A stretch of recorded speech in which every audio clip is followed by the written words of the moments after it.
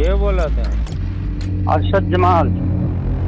अबे तो क्या रसवा में अरे यार कैसे बात कर रहे हो तुम? अरशद खबर मऊ जनपद से है, जहां नगर पालिका परिषद के चेयरमैन अरशद जमाल को फोन पर गाली और धमकी देने से क्षुब्ध नगर पालिका परिषद के बहुत सारे सभासदगण आक्रोशित अवस्था में एसपी ऑफिस पहुंचे तथा उन्होंने एसपी से मांग की कि ऐसे अराजक तत्वों पर कड़ी से कड़ी कार्रवाई की जाए, जिससे इस तरह की घटनाएं दोबारा संज्ञान में न आए। इस तरह के अराजक तत्वों को अगर रोका नहीं गया तो वह आंदोलन करने के लिए विवश होंगे। देखिए, हम लोग चाहे अरशद जमाल साहब चेयरमैन हमारे हों, चाहे सभासद हों, जो जनप्रतिनिधि हैं, इनका काम है जनता की समस्याओं का निराकरण करना।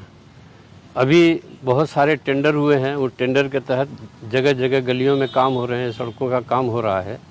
और इस काम में अगर कहीं थोड़ा मोड़ा देर हो रही है, अब कोई आदमी आकर के अनजाने नंबर से चेयरमैन साहब को सीधे गाली माँ बहन की दे और जान मारने की धमकी दे कि अगर ऐसा नहीं हुआ तो हम ये करेंगे वो करेंगे, तो आज उनके साथ हुआ है, कल हम लोगों के साथ भी होगा। ये जनप्रतिनिधियों का सम्मान अगर नहीं होगा तो फिर जनप्रतिनिधि का क्या मतलब है और जनता की समस्याओं का निदान हम लोग कैसे कर सकते हैं। इसलिए हम लोग आज इकट्ठा हुए हैं, क्योंकि उनकी वजह से हम सारे लोग भी मर्माहित हैं।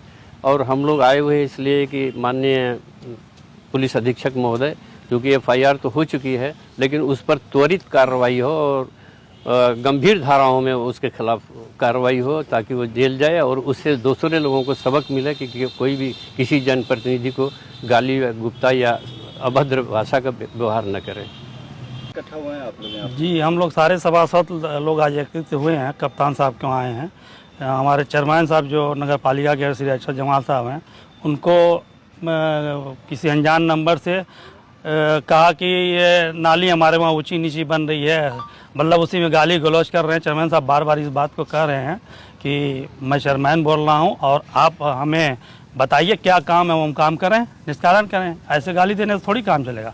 मगर वो बदतमीज है।